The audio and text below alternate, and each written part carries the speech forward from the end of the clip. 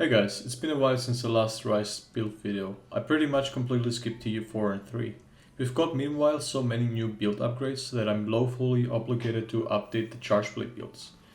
Due to a million of possibilities, I don't want to cram everything up into a 16-minute video, so I'm gonna cover one element per video. I'll be showing a few variations of the build to match everyone's comfort levels. Today we're starting with the ice, and as you can see we meanwhile hit over like 1500 file damage, let alone 2000 on some monsters with 40 plus elemental hit zones. The following builds will be included in this video. Number 1, a dereliction DPS with no couriers, so everyone has a baseline of a build and can then just adjust the couriers and charm to it. A dereliction build that is min-max with the best rolls possible, almost. Well, again, there is a lot of variations. And this last, a comfy no dereliction build to prevent random one-shots at the high level anomaly monsters. The Chargeblade will be augmented for one rampage slot and the rest element. Element Bane will give you a DPS boost over full element if you can hit consistently a plus 25 hits on part with your SADs. So it may not be worthy against all ice weak matchups. So let's start with build number 1. Key skill here is Dragon Conversion. This is basically the Alatron skill from Iceborne that was introduced in TU4 and is pretty much meta. It will convert all your elemental resistances into element. So we are going to prioritize getting all elemental resistances up. You will either need Dragon Conversion level 2 on the charms or couriers for this build as only requirement. This shouldn't take more than a few minutes because I got like hundreds of them in total. And as next we're gonna upgrade all the elemental boosting skills like Ice Attack, Element Exploit, Burst, Coalescence, which will be triggered by either Bloodlust or Blood Blight or any elemental blight. Kushal's Blessing is mandatory as well for the 10% ice attack. Strife level 2 is huge when paired with Dereliction. Blood Shells level 2 for an instant 5 file charge with yellow. Shock Absorber to disable friendly fire, and Frenzied Bloodlust for some Wirebug comfort, which comes for free.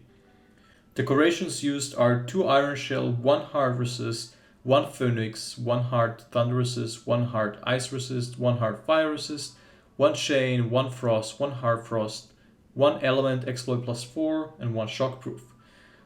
Recommended Courier augments are Rapid Morph, Furious, Guard, Coalescence, Strive, Wirebug Whisperer, and some defensive skills like Divine Blessing and more.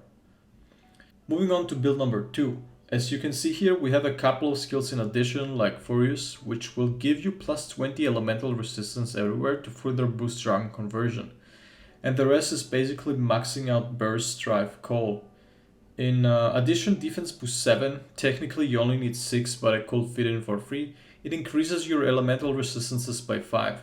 Not really anything insane, but you can replace it with a Wirebug Whisperer if you need, or some Guard. However, I think 2 Wirebugs are mostly enough for SAD playstyle, and you can grab a third one before the fight. This is pretty much around the highest elemental damage you can reach, seemingly up to 277 or 8 when everything is active. I checked in the training area. Decos used are 2 Iron Shell, 1 Chain plus 4, 1 Water Resist level 3, 3 Water Resistance level 1, 1 Defense, 1 Hard Defense plus 4, 1 Hard Thunder Res, 1 Hard Ice Res, 1 Hard Fire Res, 1 Magazine plus 4, 1 Chain, 1 Frost, 1 Hard Frost, 1 Element Exploit plus 4, and 1 Shockproof.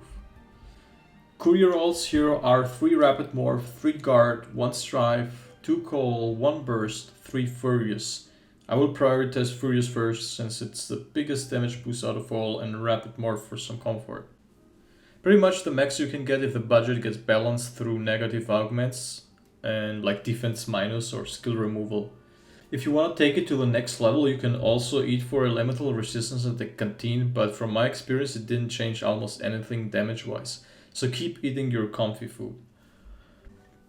And finally we have build number 3, which is another Dereliction build. Despite losing Dereliction and Strife, you still hit like 1000 file damage on good parts. Don't let any delusional person tell you that you won't be dealing damage if you drop like skills like Dereliction and stuff like that. It barely is 15% damage loss, which is almost nothing. Like if you need 5 minutes to kill a monster, you will need extra 30 seconds.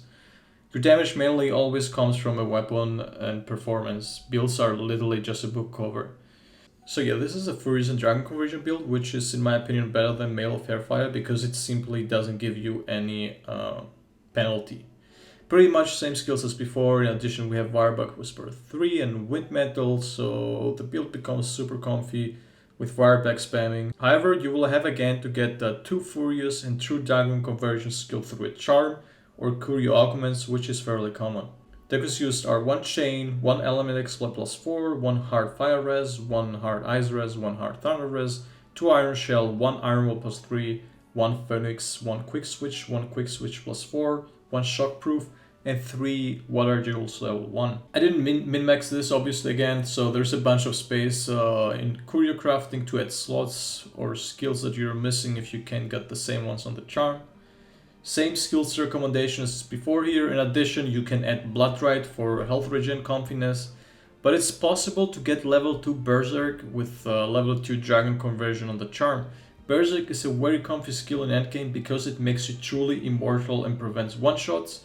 You have enough time to heal yourself whenever the draining starts going close to 0. And yeah.